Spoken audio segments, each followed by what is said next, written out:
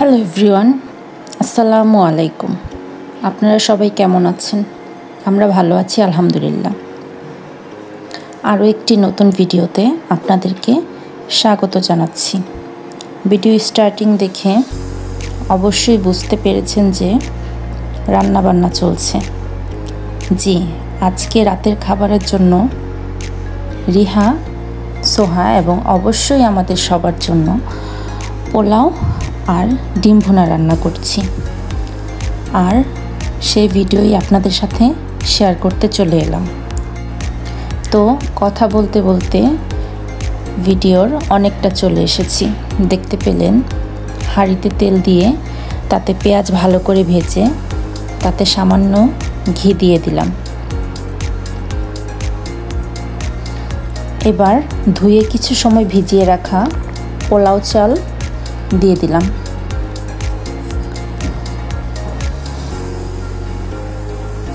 চালটা কিছু সময় হালকা হাতে ভেজে নেব, অবশ্যই চুলা লো ফ্লেমে রেখে।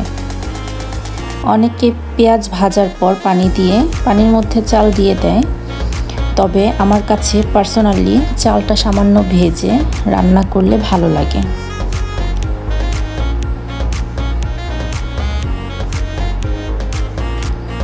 তো চাল ভাজা হয়ে গেলে এই পর্যায়ে পরিমাণ মতো পানি দিয়ে দেব।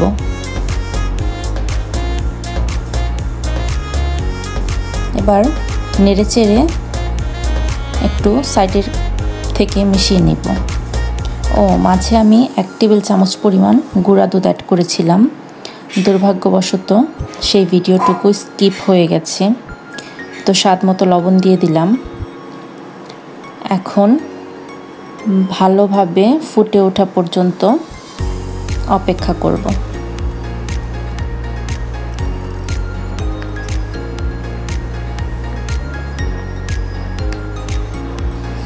খুব ভালোভাবে বলক উঠে গেছে, অপেক্ষা করব পানি একটু কমে আসা পর্যন্ত।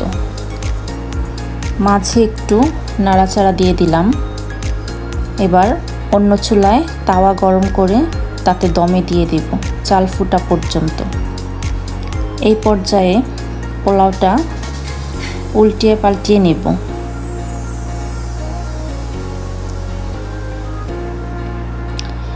দেন আবার দমে দিয়ে দিব, তাতেই কমপ্লিট হয়ে যাবে। এখন ডিম ভুনার জন্য কড়াই বসিয়ে তাতে তেল দিয়ে দিব। তেলের উপর দিয়ে দিব সামান্য লবণ ও হলুদ গুঁড়া ডিম ভেজে নেওয়ার জন্য।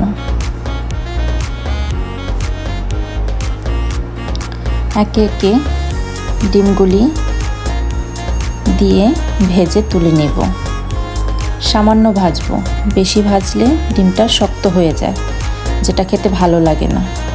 এবার তেলের মধ্যে পেঁয়াজ দিয়ে দিব। পেঁয়াজ খুব ভালোভাবে ভেজে নেব।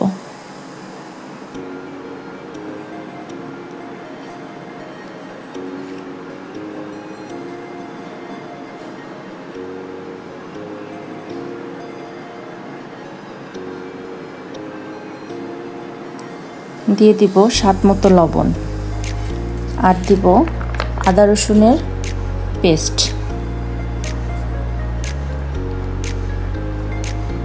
একটু নেড়েচেড়ে কষিয়ে নিব।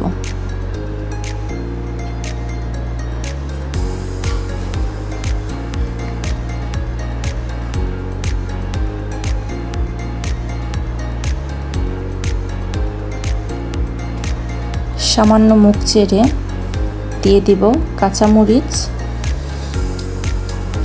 ও সামান্য হলুদ আর মরিচের গুঁড়া।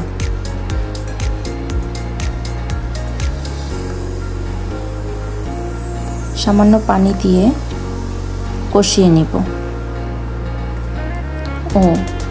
আর এই মরিচগুলো কিন্তু আমার ছাদ বাগানের গাছের। খুব বেশি ফলন ছাদ বাগানে হয় না, তবুও যতটুকু হয়, যেমন সামান্য সবজি, শাক, কাঁচামরিচ এসব তুলে রান্না করার মজাই আলাদা। এই পর্যায়ে দিয়ে দিব অল্প পরিমাণে গরম মশলার গুঁড়া। নেড়েচেড়ে ভালোভাবে কষিয়ে নেব। এই পর্যায়ে ডিমগুলি দিয়ে দিব। এবার ভুনা ভুনা হয়ে আসা পর্যন্ত রান্না করব।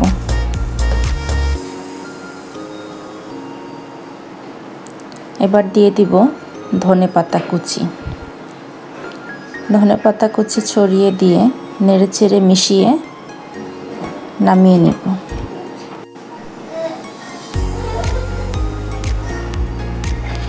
হয়ে গেল আমার ডিম ভুনা। এবার পরিবেশনের পালা।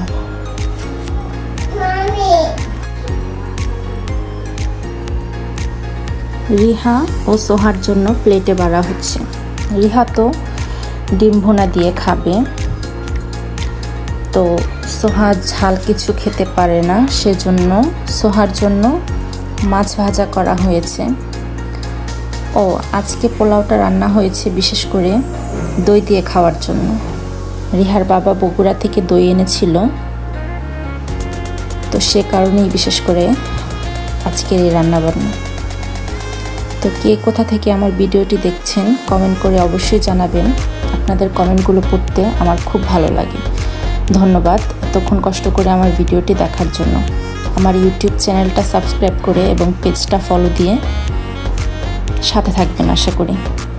সবাই ভালো থাকবেন। আল্লাহ হাফেজ।